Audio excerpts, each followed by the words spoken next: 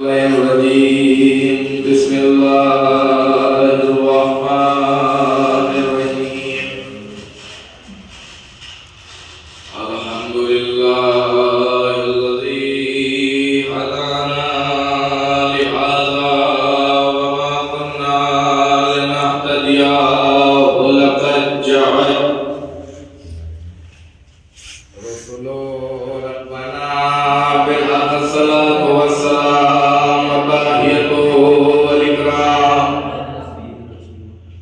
مولانا مولا ثقلين جد الحسن والحسين بالقاسم محمد اللهم صل على محمد وآل محمد وآل بيته الطيبين الطاهرين المعصومين المظلومين منتجبين منتخبين أما بعد فقد قال الله تبارك وتعالى في كتاب المبين بسم الله الرحمن الرحيم وما خلقت الجن والإنس إلا ليعبدون صلوات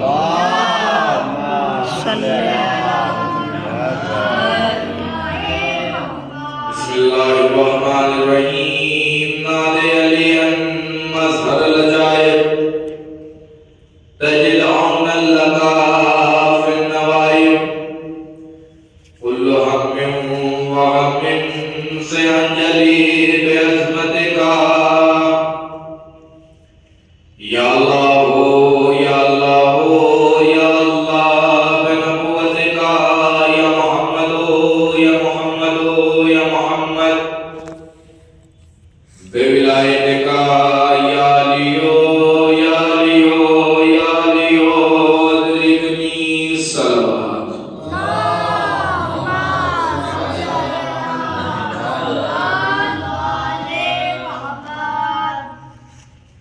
عزیزان قدر برادران عزیز ماتم ترانی سید الشہداء طلاب عزیز کے درمیان پڑھنا اتنا آسان بات نہیں ہے. اگر مجمع اتنا بڑا ہو کہ جتنا بڑا جوگی پورے میں آتا ہے وہ اس مجمع کے سامنے کوئی خطیب خطابت کرے جوگی پورا واہ کیا کہنے سبحان اللہ مولانا کیا وہ پڑھ سکتا ہے، لیکن اگر طلاب موجود ہوں تو اچھا خطیب اٹک جاتا ہے. اور یہاں تو ماشاءاللہ طلاب مولانا ناطق علی صاحب، مولانا لارق صاحب، مولانا معراج صاحب اور مولانا معصوم صاحب، مولانا فیض صاحب جیسے خطیب یہاں موجود ہیں، اور میں ادنا سا طالب علم ان کی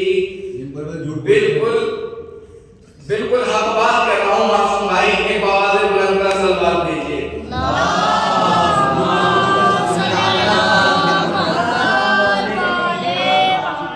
ان کے ذریعے سے میں یہ مجلس خطاب کر رہا ہوں. آج کی اس مجلس کو خطاب مولانا ناطق صاحب کرتے، لیکن ان کی مجبوری تھی. انہوں نے کہا کہ بھائی آپ پڑھ دیجئے، مجھے حکم دیا، میں نے حکم کی تعمیر کی، تو میں بہت جلدی کر آپ کی سماعتوں کے نظر اپنی اس موضوع کو بیان کرنا چاہ رہا ہوں کہ جو میں نے اس موضوع کو سرنامہ سکن قرار دیا ہے. پروردگار ارشاد فرماتا ہے کون پروردگار جو رحمان بھی ہے، رحیم بھی ہے، کریم بھی ہے، جبار بھی ہے، احد بھی ہے، وہ پروردگار کے جس نے زمین کا فرش بچھایا، آسمان کا شامیانہ لگایا، جس نے چرند بنائے، پرند بنائے، ہوائیں بنائی، فضائیں بنائی، گردشائیں بنائی، درخت بنائے، درختوں میں پھل پیدا کیے، جس نے سمندر بنائے، سمندروں میں لہریں پیدا کی. مولانا ناطق صاحب جس نے دریا بنائے، دریاؤں میں روانگی پیدا کی، وہ پروردگار ارشاد فرما رہا ہے قرآن مجید میں وَمَا خَلَقْتُ الْجِنَّ وَالْإِنسَ إِلَّا لِيَعْبُدُونِ، یعنی میں نے جن اور انسان کو پیدا ہی اس لیے کیا تاکہ وہ میری عبادت کر سکے، وہ میری عبادت کر سکے. لیکن آج کے دستور کو دیکھیے، کوئی عبادت خدا میں مصروف نہیں ہے. کل کی مسجدیں آباد تھی شیعوں سے، مجموعوں سے چمکتی رہتی تھی، لیکن آج مسجد میں کوئی داخل نہیں ہوتا. اگر جانے والا مسجد کی طرف اگر کسی دوسرے کو یہ کہتے کہ بھائی آؤ چلو نماز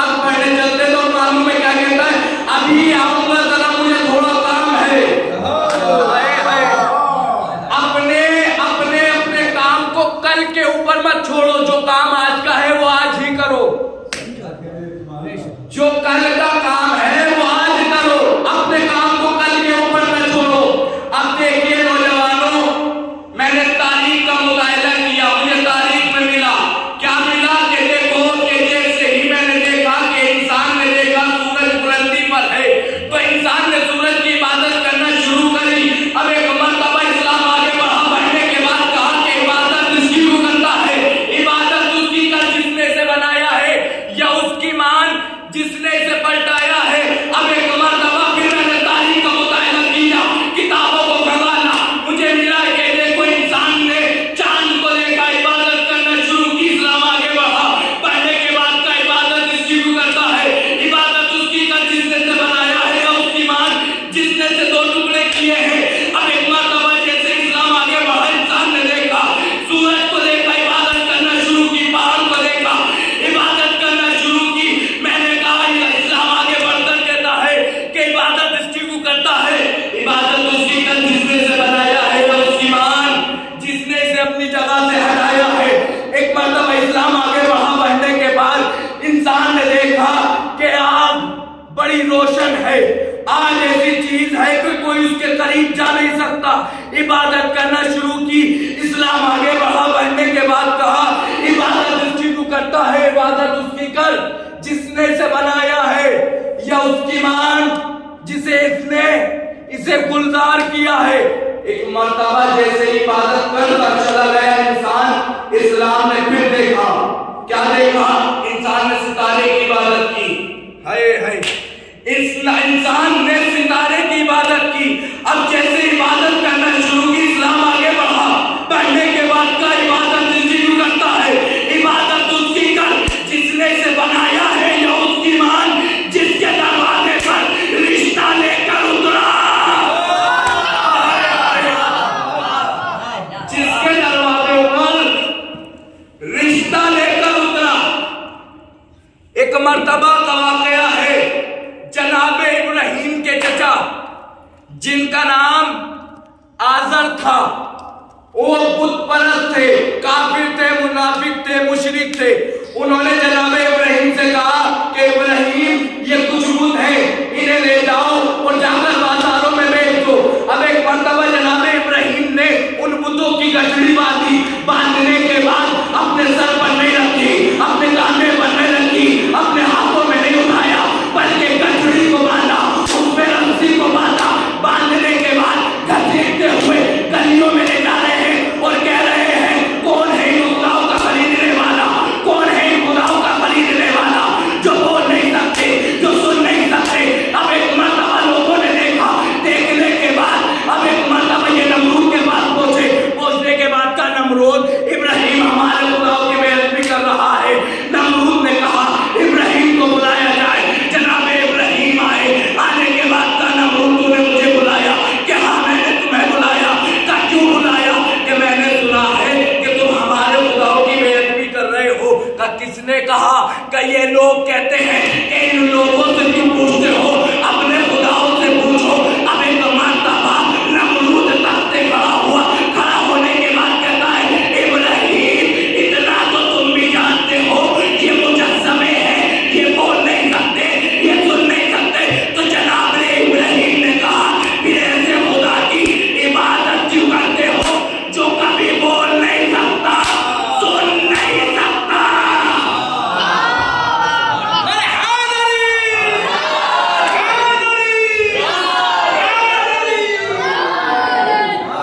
پھر ایسے خدا کی عبادت کیوں کرتے ہو جو بول نہیں سکتا، سن نہیں سکتا؟ ایک باواز بلند صلوات بھیجیے۔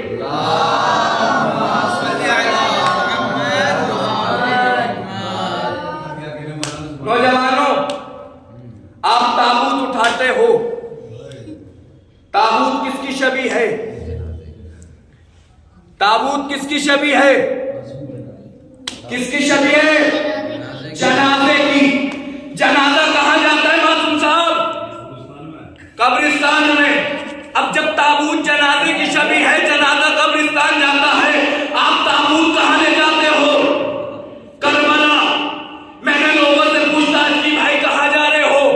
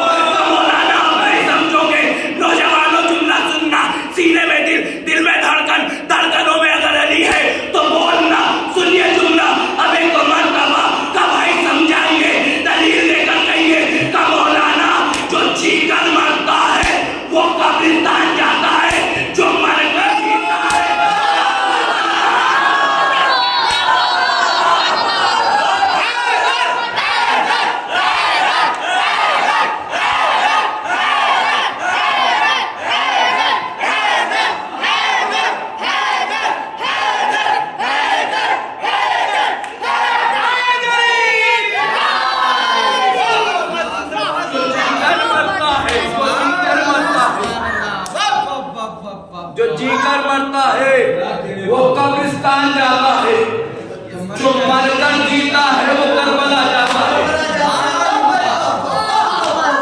کربلا جاتا ہے۔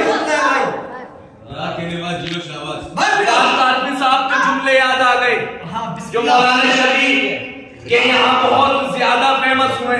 9 لاکھ لشکر، ہر چہرے پر کتنی آنکھیں ہوتی ہیں؟ ہر چہرے پر کتنی آنکھیں ہوتی ہیں؟ تو کربلا میں کتنے لاکھ کا لشکر تھا؟ 9 لاکھ کا لشکر۔ اب ذرا جوڑ کر بتاؤ کہ ہر چہرے پر جب 2 آنکھیں ہوتی ہیں، کربلا میں 9 لاکھ کا لشکر تھا، ان لوگوں کی آنکھیں جوڑ کر بتاؤ کتنی ہوئی؟ پتا چلا کہ 18 لاکھ ہوئی۔ کر دیکھو جو 18 لاکھ آنکھوں سے نیند چھین لے اسے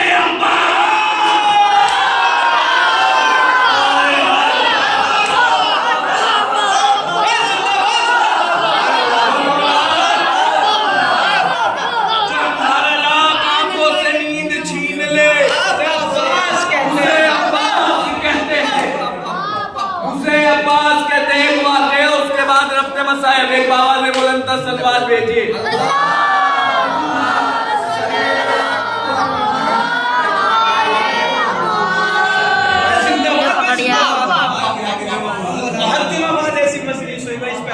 نوجوانوں، کائنات کے امیر کے پاس ایک ساحل آیا، آنے کے بعد واقعے کی مولانا ناطق صاحب اصلاح چاہوں گا۔ بے شک آنے کے بعد کہتا ہے کہ مولا مجھے 2000 درہم قرض چاہیے۔ مولا نے فرمایا مانگتا اسے اور مانگتا قرض ہے۔ اس در پر جتنے آئے ہیں وہ قرض مانگنے نہیں آئے، اس در پر جتنے آئے ہیں وہ قرض مانگنے نہیں آئے۔ بے شک علی سے مانگنا ہے تو قرض مت مانگ۔ مولا اپنے صحابی احمد کوفی کے گھر لے کر گئے، لے جانے کے بعد دق الباب کیا، دروازہ کھلا، کھلنے کے بعد احمد کوفی نے مولا کو دیکھا، دیکھنے کے بعد کہا مولا آپ میرے گھر؟ کہا آپ مجھے بتا دیتے میں چلا آتا۔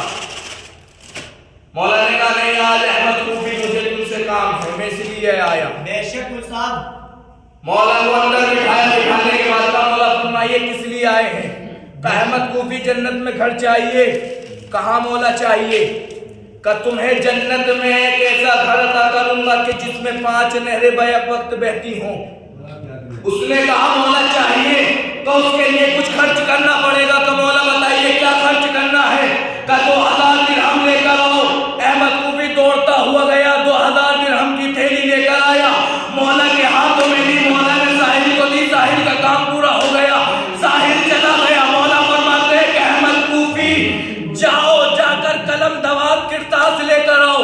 دوڑتا ہوا گیا، واپس آیا، ایک مرتبہ مولا نے قلم سے کرتاس پر لکھنا شروع کیا، میں علی بن ابی طالب احمد کوفی کو جنت میں ایسا گھر عطا کرتا ہوں جس میں 5 نہریں بیک وقت بہتی ہوں۔ اب ایک مرتبہ جیسے ہی مولا نے یہ کہا، لکھنے کے بعد اپنے سگنیچر کیے، کرنے کے بعد احمد کوفی کو دے دیے، مولا اپنے گھر چلے گئے۔ احمد کوفی خوشی کے مارے اپنی بیوی بچوں کو بلاتا ہے، اتنے میں بیوی بچے آتے ہیں، خود اس دنیا سے چلا جاتا ہے۔ ایک مرتبہ جیسے بیوی بچے آئے، کیا دیکھا؟ احمد کوفی دنیا سے رخصت ہو گیا۔ بیوی نے بیٹے سے کہا بیٹا علی کے گھر جانا، اور جانے کے بعد کہنا مولا آپ کا صحابی میرا بابا احمد کوفی دنیا میں موجود نہیں رہا۔ اب ایک مرتبہ احمد کوفی کا بیٹا 2-3 گلیاں دوڑتا ہوا گیا، جانے کے بعد علی کے گھر پر پہنچا، پہنچنے کے بعد دق الباب کیا۔ نوجوانوں جملہ سننا، اب ایک مرتبہ دق الباب کیا، علی نے دروازے کو کھولا، کھولنے کے بعد کا احمد کوفی کے بیٹے کا مولا آپ کا بابا میرا نام، میرا بابا آپ کا صحابی، میرا بابا آپ کا صحابی احمد کوفی اس دنیا میں موجود نہیں ہے۔ اب ایک مرتبہ مولا مسکرائے، مسکرا کر کہتے ارے جبھی تو جنت میں گھر دیا تھا،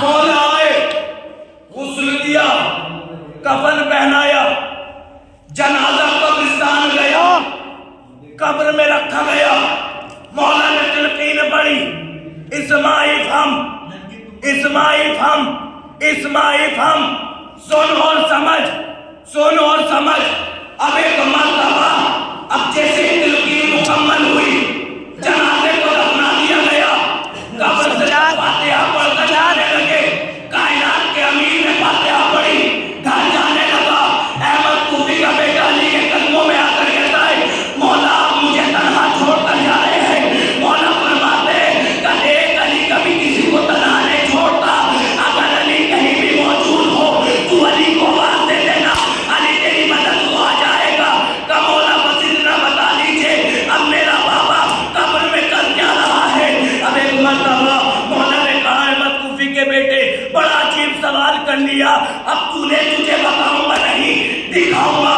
مولا نے انگلیوں کو اٹھایا، اٹھانے کے بعد کہا میری انگلیوں کے درمیان دیکھ۔ احمد کوفی کا بیٹا انگلیوں کے درمیان دیکھتا ہے، قبر کو دیکھتا ہے، علی کو دیکھتا ہے، انگلیوں کو دیکھتا ہے، قبر کو دیکھتا ہے، علی کو دیکھتا ہے۔ مولا فرماتے ہیں تو قبر کو، میری انگلی کو اور میرے چہرے کو کیا دیکھنا چاہتا ہے؟ کہ مولا بس اتنا ہی تو دیکھنا چاہتا ہوں، آپ قبر کے اندر بھی ہے، قبر سے باہر۔ مولا آپ قبر کے اندر بھی ہیں، قبر سے باہر بھی۔ بس عزادارو، یہ ہے علی کی فضیلت، سلام ہو علی کے کمالاتوں پر۔ بڑے ظلم ہوئے اس خاندان اہل بیت پر۔ نوجوانوں، رسول کی وفات کے بعد بیوی کا مصلوب پہلو توڑ دیا گیا۔ اتنا ہی نہیں، ظلم یہاں تک نہیں ہوا، علی کے سر پر ضرب لگی، ظلم آگے بڑھا، 28 رجب کو حسین کو مدینہ چھوڑنا پڑ گیا۔ حسین 4 شعبان کو مکے پہنچے، 8 ذوالحجہ کو حسین نے حج کو عمرے میں تبدیل کیا، 2 محرم کو حسین والد کربلا ہوئے، 4 محرم کو حسین پر پانی بند ہوا، 7 محرم کو حسین کے خیام میں پانی ختم ہو گیا، 10 محرم آ گئی، 3 دن علی کا حسین کا قافلہ پیاسا رہا۔ اللہ اکبر، روز عاشورہ آئی، ہر ایک بہادر جاتا تھا، جام شہادت میں فرماتا تھا، کبھی اکبر گئے، کبھی قاسم گئے، کبھی اونا محمد گئے، ہر ایک جاتا رہا، جام شہادت میں فرماتا رہا۔ بس عزادارو، جب سب شہید ہو گئے، اب ایک مرتبہ حسین تنہا رہ گئے، حسین نے وہ تنہا رہ گئے۔ بہن سے بھائی نے اجازت لی، حسین گھوڑے کے قریب آئے، آنے کے بعد دائیں طرف دیکھتے ہیں، بائیں طرف دیکھتے ہیں، آگے دیکھتے ہیں، پیچھے دیکھتے ہیں، ہاں عزادارو دیکھ رہے ہیں، ارے کوئی ہے جو حسین کو سوار کرائے۔ علی اکبر کو حسین نے سوار کرایا، قاسم کو حسین نے سوار کرایا، اور محمد کو حسین نے سوار کرایا، لیکن حسین کو سوار کرانے والا کوئی موجود نہیں ہے۔ حسین کی دکھیاری بہن زینب آگے بڑھی، بڑھنے کے بعد بھیا کے قریب آئی، آنے کے بعد کہا بھیا ارے زینب آپ کو سوار کرائے گی۔ اللہ اکبر، ارے علی کا شیر فاطمہ ملکتے جگر سینے الجلا پر سوار ہوا، ارے ایک مرتبہ گھوڑے کو ایڑ لگائی، ارے چلانا چاہتے ہیں، گھوڑا آگے نہیں بڑھتا۔ اللہ اکبر، گھوڑا آگے نہیں بڑھتا، ارے ایک مرتبہ حسین نے اپنے حسب بابا سے کہا اے میرے حسب بابا، ارے حسین کو مقتل تک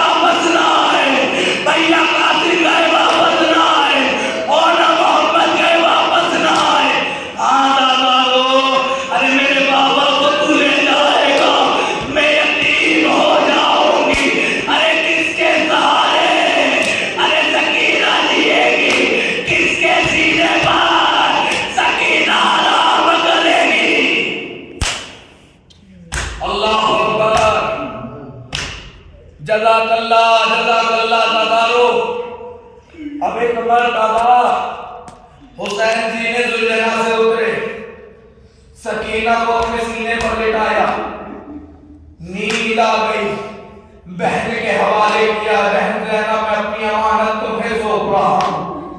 حسین میدان کارزار میں پہنچے، جنگ کرتے ہیں، کہتے جاتے تم نے میرے عمر کو مارا، تم نے میرے قاسم کو مارا، تم نے میرے والا محمد کو مارا، تم نے میرے برابر کے بھائی عباس کو مارا. اللہ اکبر. ایک مرتبہ آواز استغاثہ بلند ہوئی، ایک مرتبہ آواز آئی، ارے تیروں پہ تیر کھا چکے بس حسین باد، زخموں پہ زخم کھا چکے بس حسین باد، لاشوں پہ لاش لا چکے بس حسین باد، ہم تم کو آزما چکے بس حسین باد. ارے سر کو جھکا لو خنجر بیدار کے لیے، کچھ امتحان چھوڑ دو سجاد. اللہ اکبر. ہاں دادارو، حسین نے چلتی ہوئی تلوار کو روکا، نیام میرا